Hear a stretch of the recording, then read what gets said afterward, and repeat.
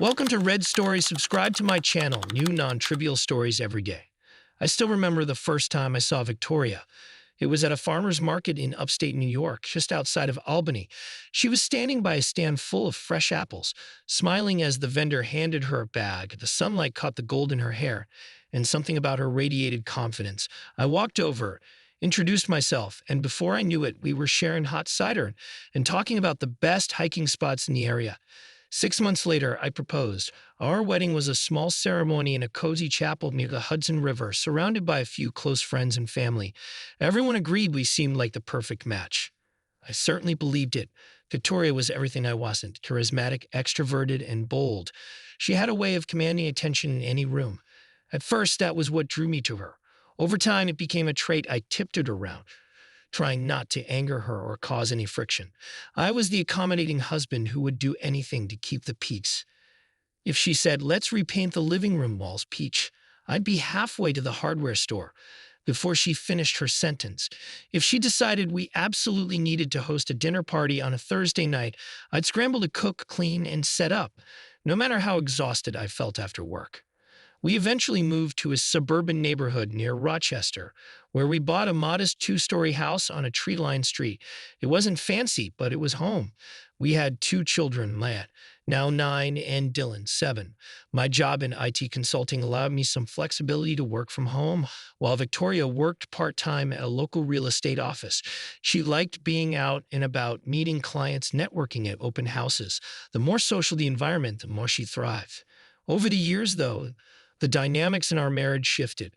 Whenever Victoria wanted something, a new car, a weekend trip, a home renovation, I'd automatically say yes, even if it stretched our budget or my patience.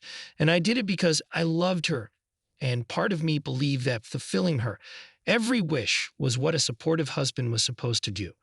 But something insidious began to happen. The more I agreed, the more she expected me to agree. It got to a point where my opinions felt irrelevant.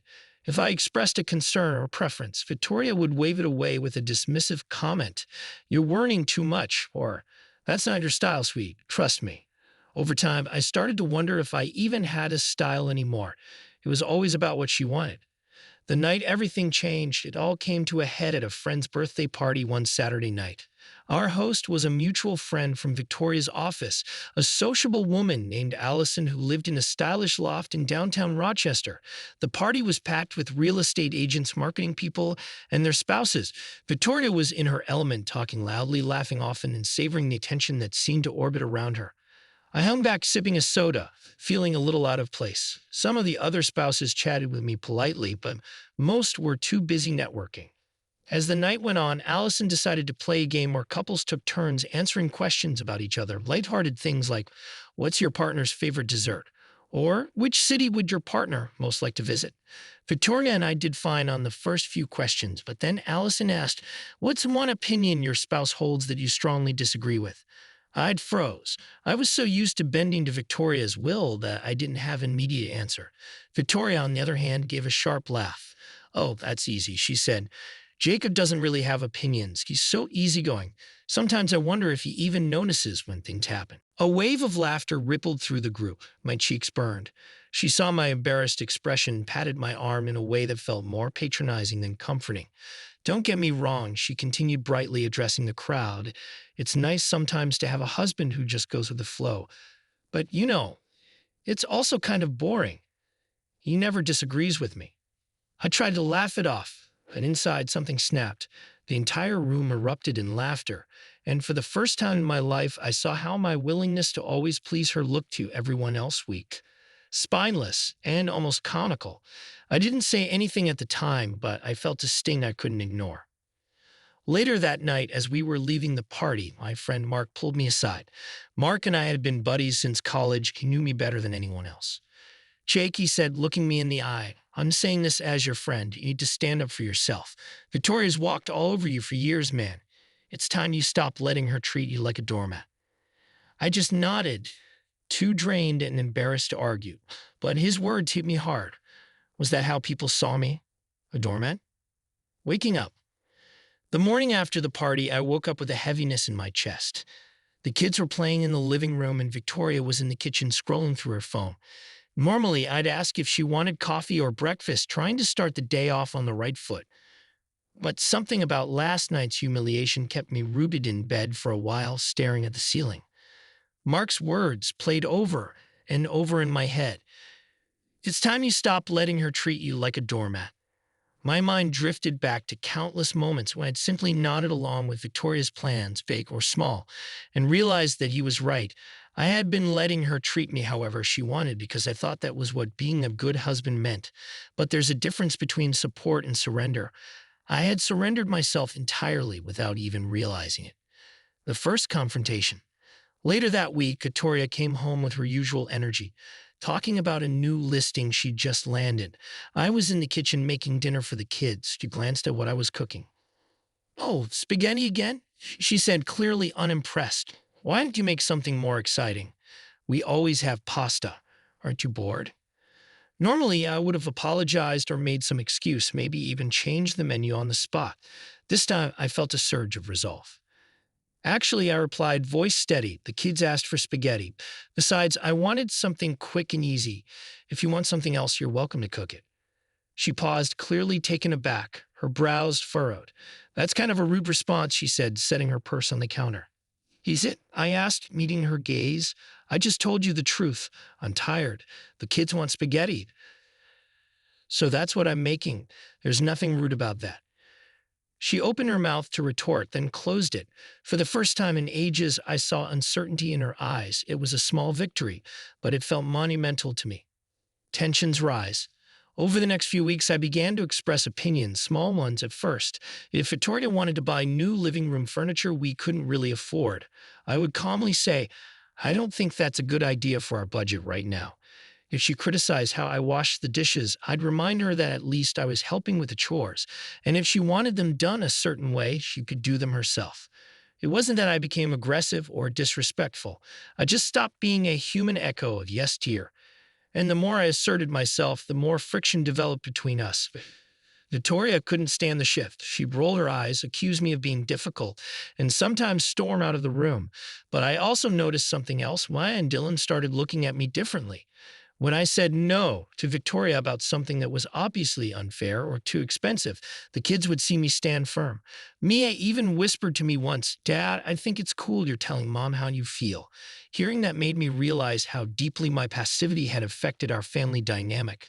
My children had rarely seen me stand up for myself until now. Calling out her behavior.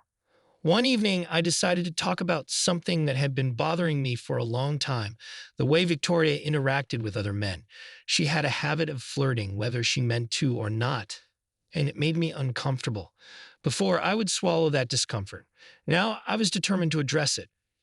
We were in our bedroom, and she was telling me about a lunch meeting she had with a male colleague. She described how charming he was, how he always made her laugh. I took a breath. "Listen, Victoria, I need to tell you something honestly. It bothers me how you openly flirt with men sometimes, even in front of me. It feels disrespectful." She gave me a stunned look, followed by a dismissive laugh. "Are you seriously jealous? He's just a coworker." I shook my head. "I'm not talking about him specifically. This has been going on for years. You roll your eyes at me, make fun of me in front of others, and then turn around and giggle with some guy. It hurts, and I want you to stop." Her face flushed with anger. "I can't believe you're accusing me of being disrespectful. Maybe if you were a bit more interesting, I wouldn't have to talk to other people so much." I stared at her, heart pounding. "That's exactly the attitude I'm talking about," I said, voice quieter now. "You put me down and then act like it's no big deal. I'm done letting you do that." She didn't respond. We went to bed in silence. Divorce on the horizon. As the weeks turned into months, our marriage deteriorated further. Each time I stood my ground, Victoria grew more resentful.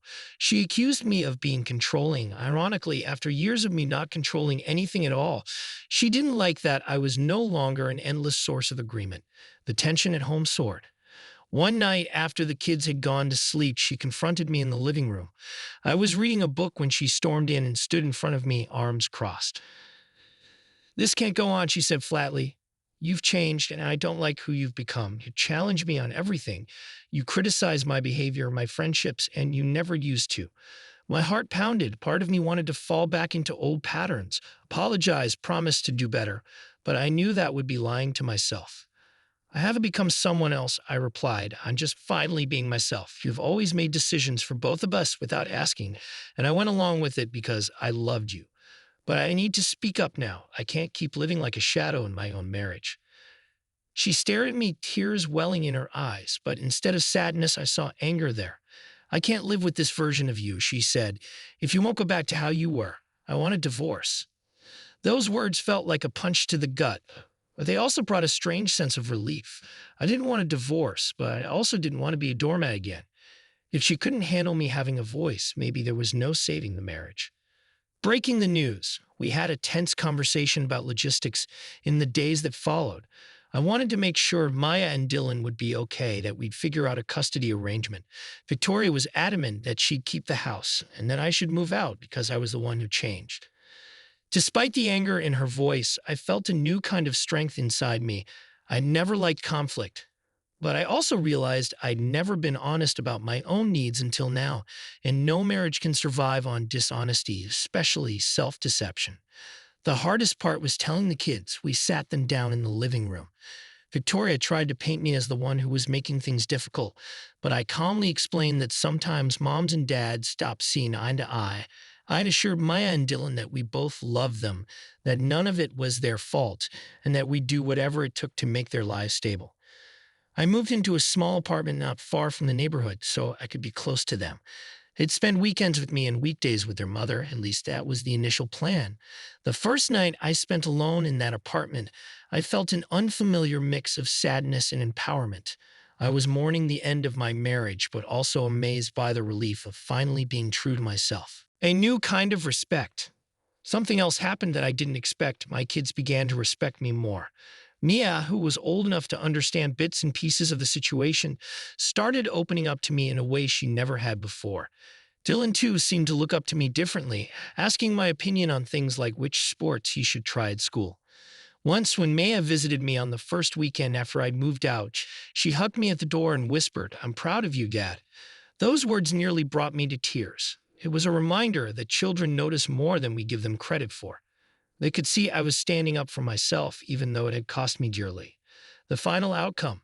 Not long after, I filed for divorce, even though Victoria was the one who initially demanded it. The process of actually finalizing everything fell into my hands. We had mediation sessions to sort out finances and custody. The discussions were uncomfortable, and Victoria remained hostile. Still, I stood my ground where it mattered, making sure I had enough time with the kids and ensuring the divorce settlement was fair. In the end, it was finalized. We went our separate ways. Victoria kept the house, I kept my apartment. Mia and Dylan split their time between us. We tried our best to keep the arrangement civil for them, although tension still flared whenever Victoria and I discussed certain topics. It's been a year since the divorce. I'm still adjusting. I no longer feel like a shell of a person. I've learned to assert my opinions not just with Victoria, but in every aspect of my life, my work, my friendships, even in simple decisions like which restaurant to visit. I've discovered that my own thoughts, preferences, and boundaries matter. Do I regret the divorce? Part of me will always grieve the broken dreams, the family dinners that are now split between two homes, but I also recognize that a relationship built on one-sided compromise isn't healthy for anyone. By finally standing up for myself, I lost a marriage that never truly allowed me to be myself, and paradoxically, I gained a sense of identity I never had before. Some nights, when the kids are with me, we'll cook dinner together, spaghetti if we feel like it, and they'll chat about their day, laugh at jokes, and look to me for guidance. I'm not boring dad anymore, nor am I simply their mom's sidekick. Jacob, a man with his own thoughts, fears, and hopes.